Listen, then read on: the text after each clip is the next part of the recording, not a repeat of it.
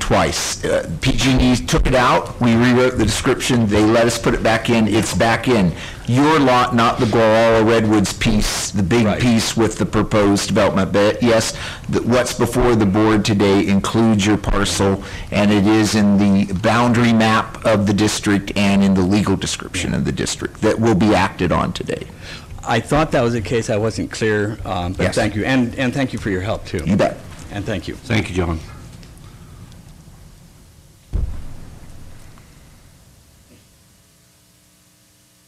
John's wife, and I just have real short. I'm an artist, and I never draw a power pole, so I am just thrilled that we could have a terrific view without them. Thanks. Thank you. Anybody else wish to speak on this? Okay. Sure. Supervisor Colfax. I wonder, Mr. DeShiel, could you comment on the points made by Mr. Bauer or the concerns expressed about the Part 3? The utility companies have taken a position that they write about in the CPUC resolution. That was the document that Mr. Williams was just reading from. They want some things to occur before they consider Phase 3 as part of Phase 2.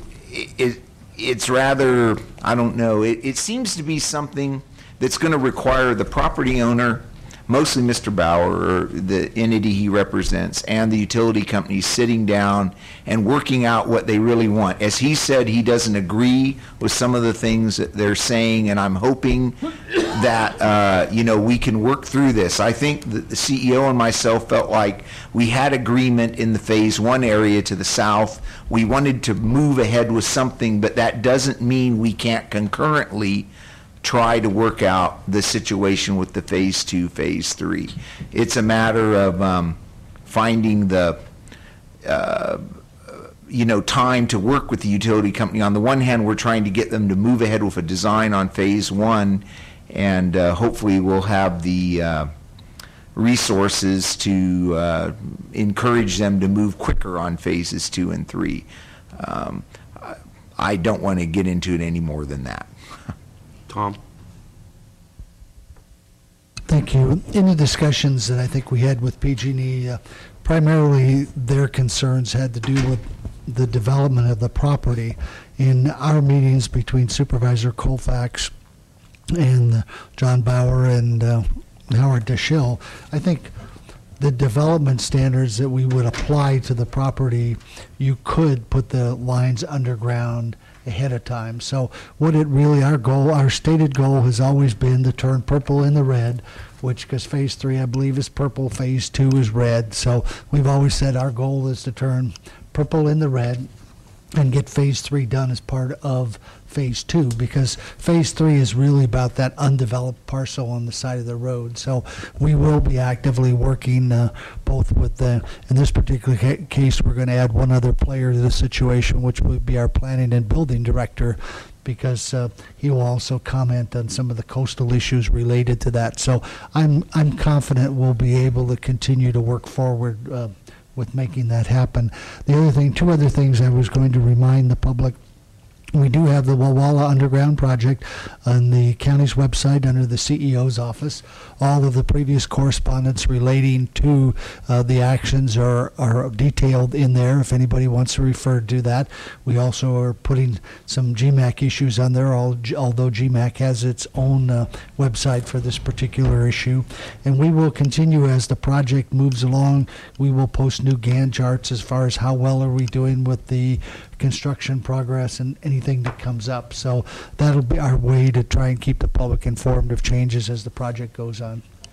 Is one of the questions, and I kind of got this from what Mr. Bauer said, or is one of the concerns that before the county and takes our county part to complete up to Phase 3 in Wallala, is one of the concerns that maybe we would pull out of there and do another undergrounding project in some area of the county?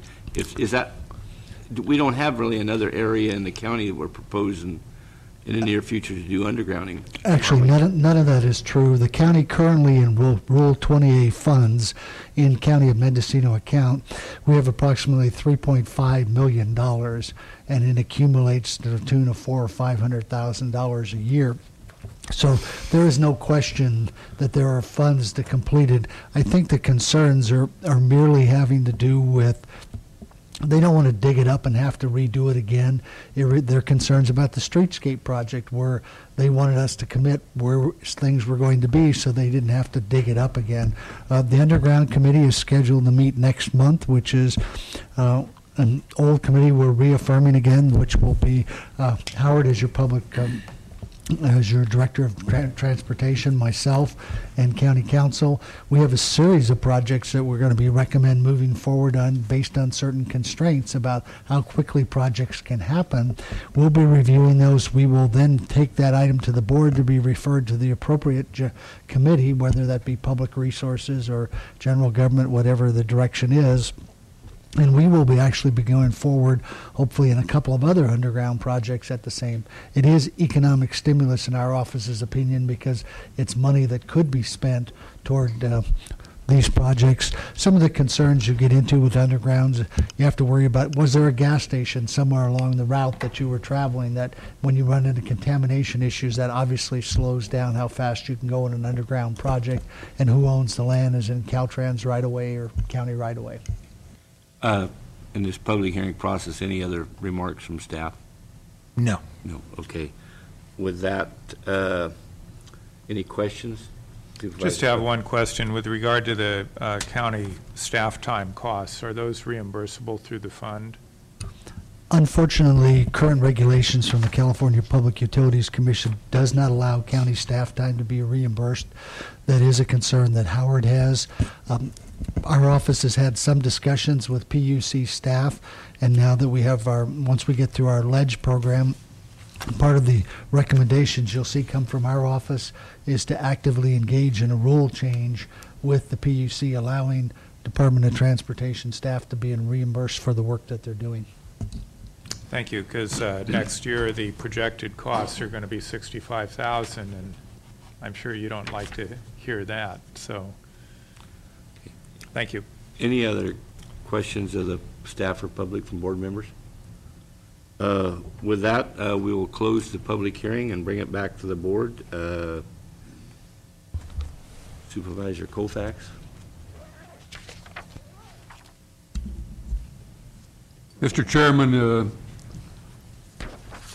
hearing no further comments, I would like to move the recommended motion, which is to designate portions of the Walhalla community as underground utility district number 10, that we accept exhibits A and B, which describe and show the district boundary, and 3, reaffirm that the Director of Transportation and the County Council are to begin work on property owner agreements for utility connections and contaminated soil contingencies pursuant to resolution number 08240. We have a motion. Do we have a second? Second. A second by Supervisor Smith. We'll vote by the buttons, please. Motion carries unanimously. Thank you very much. Okay, we'll move on to our next time item, item 7F, presentation of the Mendocino County Traffic Safety Coalition, mission and operations overview. The sponsoring department is Department of Transportation.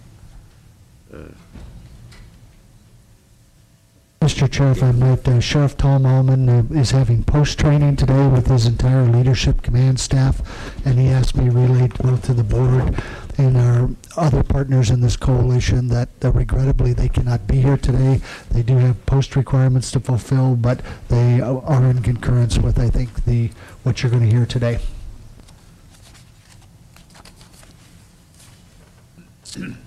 Okay. Thank you. Thank you, Board, for having us. I think I know all of you. My name is Ray Madrigal. I'm the area commander with the CHP, and today I'm actually here as a member of the Mendocino